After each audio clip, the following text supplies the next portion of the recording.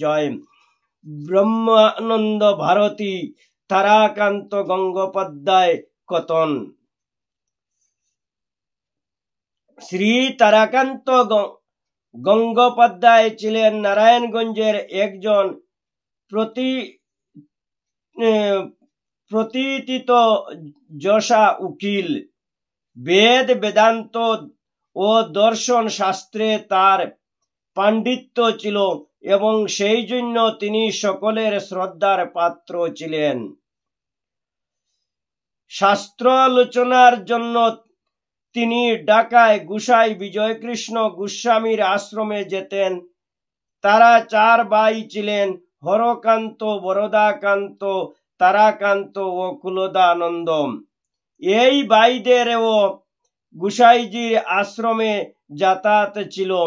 ভাইদের মধ্যে সর্বকনিষ্ঠ কুলদানন্দ ধর্মালোচনার জন্য গোসাইজির কাছে নিয়মিত যেতেন, কিন্তু তার মনের পিপাসা তাতে মিটছিল না। তারাকান্তের মনেও অনেক ধর্ম সংক্রান্ত জিজ্ঞাসা ছিল, যার সৎ উত্তর তিনি কোথাও পাচ্ছিলেন না। অবশেষে এই চার ভাই একসঙ্গে গোসাইজির পরামর্শে 1295 সনের 1লা জ্যৈষ্ঠ বারাদি আশ্রমে ব্রহ্মচারী বাবার দর্শনে আসেন। এরপরে ব্রহ্মচারী বাবার 2 বছরের কিছু বেশি দিন বেঁচে ছিলেন। কুলদানন্দ ও তারাকান্তের সঙ্গে বাবার ঘনিষ্ঠতা স্বল্পকালের হলেও তাদের সঙ্গে ব্রহ্মচারী বাবার বার্তা আলাপ আধ্যাত্মিক জগতের এক অমূল্য সম্পদ। কুলদাকান্ত বাবার আশীর্বাদ পেয়ে পরবর্তীকালে কুলদানন্দ ব্রহ্মচারী রূপে আত্মপ্রকাশ করেছিলেন। যেদিন চার ভাই একসঙ্গে বারাদি আশ্রমে এসেছিলেন, সেদিন অন্য 3 ভাইয়ের সঙ্গে কথা বললেও বাবা তারাকান্তের সঙ্গে কথা বলেননি। হরকান্ত এবং ভাইদের নিয়ে এই স্থান ত্যাগ করার পর বাবা তারাকান্তর সঙ্গে কথা বলা শুরু করেন।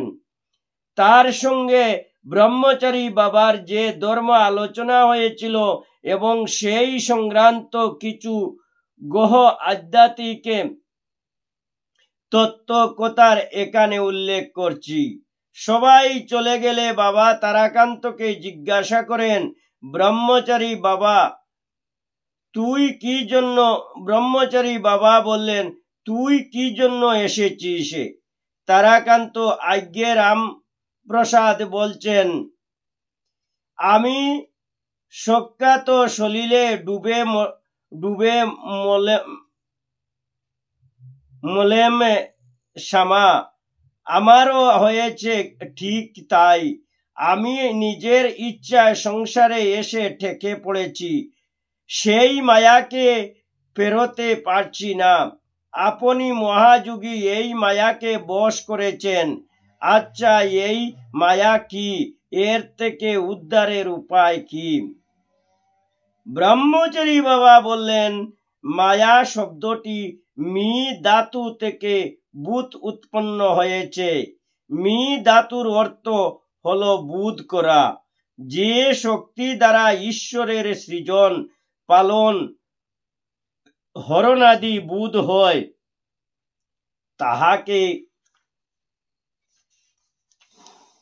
তাহাকেই মায়া বলে। যে মায়া সমস্ত দেবতাগণকেও বিমোহিত করে, সে মায়াতে মর্ত্যজীবেরাও যে বিমুগ্ধ হবে, তাতে আর সন্দেহ কি? মায়া সুখ দুঃখ আশা দুরাশায় জীবকে মুগ্ধ করেছেন। কর্মফল সমূহের দ্বারা জীব জগতে সৃজন, পালন, হরণ ঘটাচ্ছে। এই মায়ায় তত্ত্ব বুঝলে সংসার আবদ্ধ জীব পরম তত্ত্ব বুঝতে পারে। ব্রহ্মচারী বাবা তারাকান্ত সন্দেহ করতে পারিস, যদি মুক্তির জন্য মানুষের জন্ম হয় তবে ভগবান মায়া দিয়ে কেন তাদের আবদ্ধ করেছেন?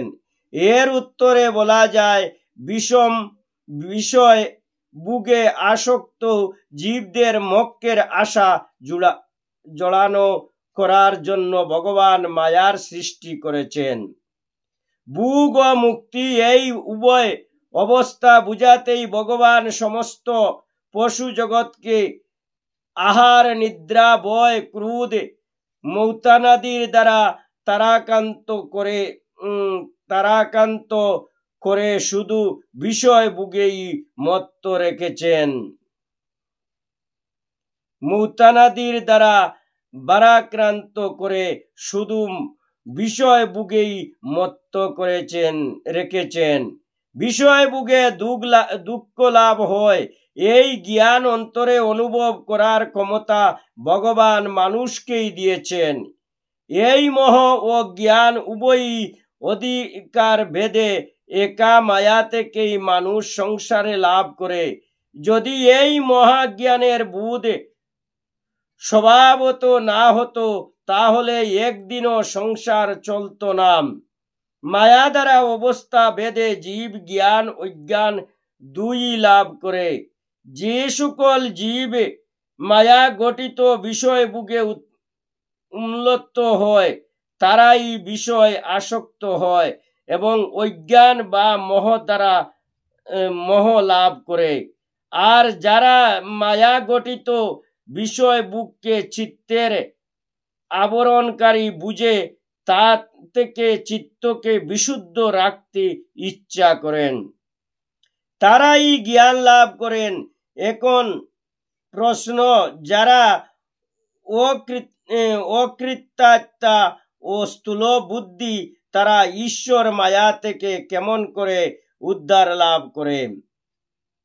অকৃতাত্মা হলো তারা যাদের ইন্দ্রিয় ও মন বিষয়ে আসক্ত কিছুতেই যারা জ্ঞানের বশীভূত হয় না। আর স্থূল বুদ্ধি হলো তারা যাদের দেহ, গৃহ, ধন ও মনে নিত্য বুদ্ধি। চৈতন্য স্বরূপ ভগবানে তাদের বিশ্বাস বা শ্রদ্ধা জন্মায় না।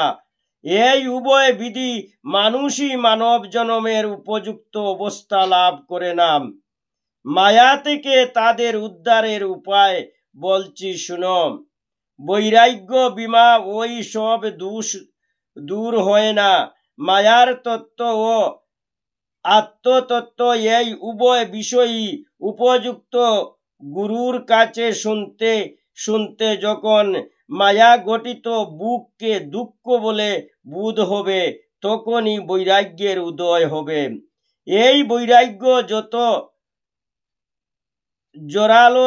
জোরালো হবে, ততই মন বিশুদ্ধ ও চিত্ত উজ্জ্বল হবে। এই তত্ত্বকথা শুনতে শুনতে মনের মালিন্য দূর হয়ে যায়। এই অবস্থায় কর্মেন্দ্রিয় ও জ্ঞানেন্দ্রিয় যুগে এমন কিছু কর্ম করা চাই, যে কর্মের গুণে ইন্দ্রিয়ের সঙ্গে মন বিশুদ্ধ হবে। ভগবত সেবারূপ কর্ম আর আত্মতত্ত্বের অনুভব, এই উভয় বিষয় অভ্যাসে পরিপক্ক হতে হতে অন্তরে যত নির্মল হবে, ততই শ্রদ্ধা, ভক্তি, প্রেমের সঞ্চার হবে। আর তখনই মায়ার বন্ধন হতে মুক্ত হয়ে যাবে। তবে প্রশ্ন করতে পারিস, সুশিক্ষার জন্য না হয় তত্ত্বজ্ঞান শুনেই অভ্যাস করলাম, তাতে আবার কর্মের দরকার কি? এর উত্তরে বলা যায় যে, উপদেশ শেখার উপযুক্ত যার কর্তব্য ইন্দ্রিয়াদি দ্বারা অনুষ্ঠিত না হলে কখনো সেই বিষয়ে অন্তরের পরিণতি ঘটতে পারে না। যেমন কেউ অহিংসা পরম ধর্ম এক মুখে বলে আর উপদেশে শুনে, কিন্তু কাজে তা দেখায় না। যদি সে প্রতিদিনই নিজের হাতে জীব হত্যা করে তার মাংস খায়, তাহলে তাতে অহিংসার জন্য চিত্তের যে বিশুদ্ধ ভাব দরকার, তা কখনো হতে পারে না।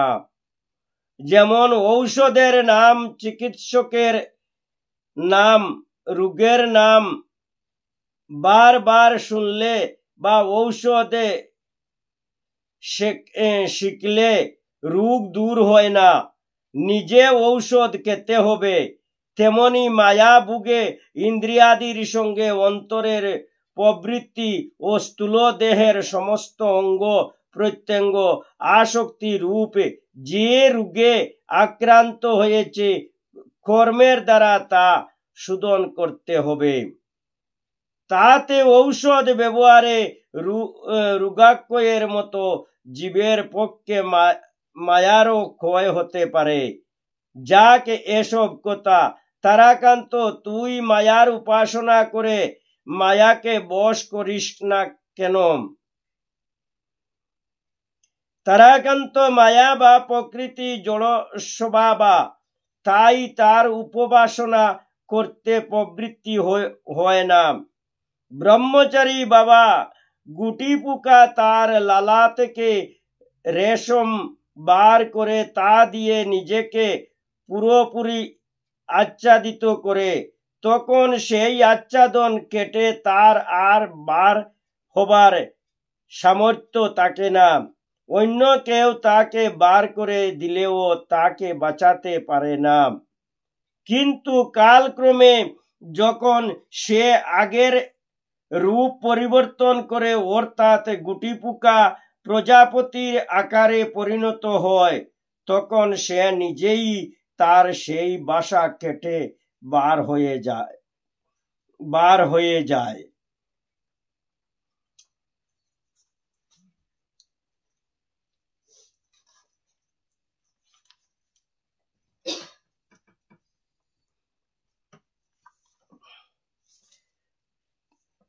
ওম নমো ভগবতে লোকনাথায় নমঃ।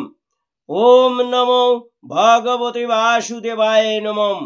হে দয়াময় বাবা লোকনাথ ব্রহ্মচারী, আজকের এই অধ্যা পাঠে যদি আমার কোনো ভুল ত্রুটি থাকে, অদমে জানিয়া ক্ষমা করিও নিজ গুণে বাবা লোকনাথে। অপরাধে ক্ষমা করো, ভুল ত্রুটি মার্জনা করো, সর্বপাপ থেকে মুক্ত করি সদা সৎপথে সজ্ঞান দিয়া ধর্ম পথে সদা মতি গতি দিয়া দেও। হে ভক্ত বৃন্দম, বাবা লোকনাথের এই অধ্যা পাঠে যদি আপনাদের শুনে ভালো লাগে, জয় বাবা লোকনাথ লিখে একবারে এই চ্যানেলে লাইক করে দিবেন, যাতে প্রত্যেক মানুষের কাছে বাবা লোকনাথের কথা পৌঁছতে পারে। এই নিবেদনে আপনাদের কাছে জয় গুরু লোকনাথ ব্রহ্মচারী কি জয়। হরে কৃষ্ণ কৃষ্ণ কৃষ্ণ হরে হরে, হরে রাম রাম রাম হরে হরে। বল হরি বল হরি বল হরি বল।